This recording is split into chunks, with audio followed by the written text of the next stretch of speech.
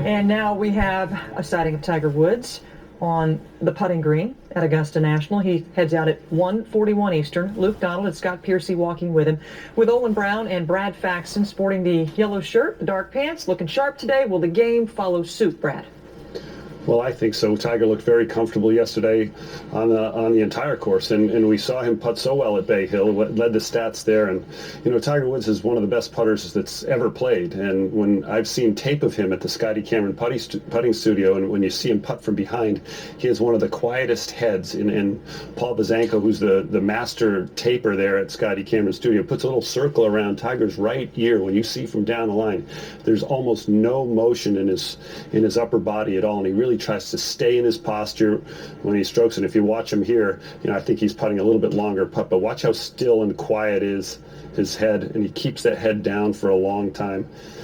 We were talking before the show too, as we watch these strokes.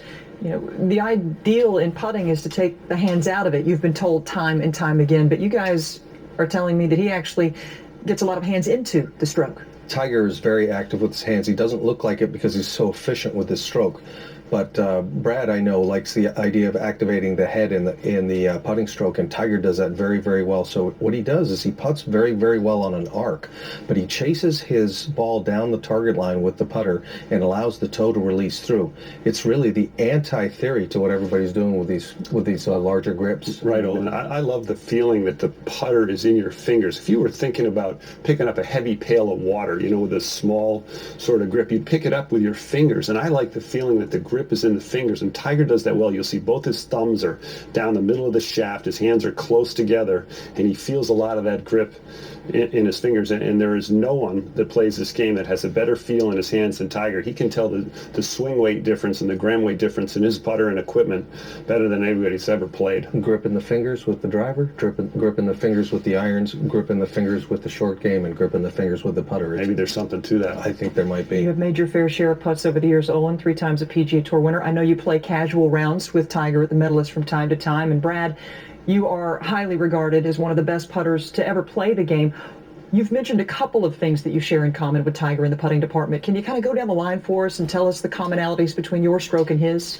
Well, we actually have very different looking strokes. You know, his is a much shorter stroke.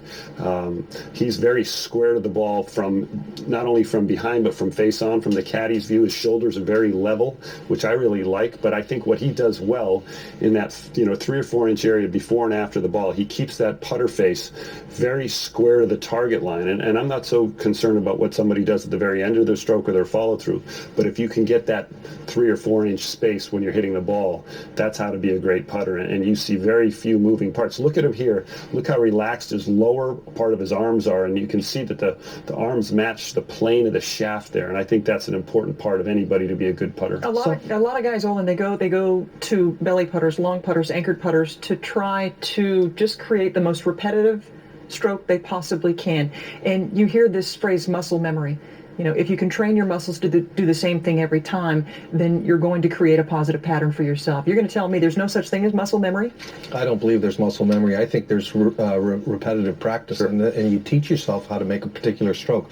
But everything starts right here. Right. It doesn't start in the muscles. It starts in the brain, and that's been proven scientifically. So absolutely. You call it mind memory, Brad. I think your mind has a memory. I don't think your muscles remember, but if you can train your mind to, you know, think the same way over time, it'll look like your muscles remember. So for a guy who has been a conventional putter his whole life, Tiger Woods, one of the greatest looking strokes ever to play the game, how is it when the pressure mounts to the highest possible degree that his stroke can still be as free and as calm as it is in a casual practice round with you or Olin?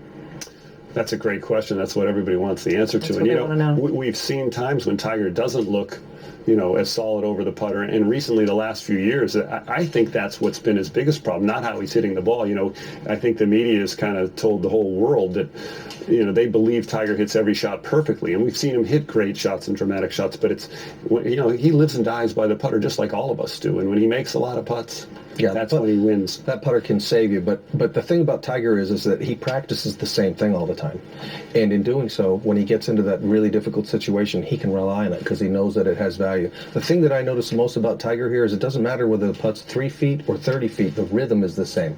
The stroke may be a little bit different, it may be longer, but he delivers that club very, very consistently. One of the things I really like about Tiger's putting stroke is the distance he takes the putter back and the distance he follows through are very similar in length. And whether it's a 2-foot putt, and he has very minimal movement back and through there, to longer putts. And just watching his routine, it's a windy day today. It's going to make the putting a little more of a challenge. And Tiger's hit a lot of long putts on this green. He looks very casual doing this, and I think he's going to have another good putting week. This putter's his best friend. It has been Right very now good to him over the years, and when it went away, it cost him many titles. It looks like it is back, and Tiger Woods in position to make another run at the Masters Open with a round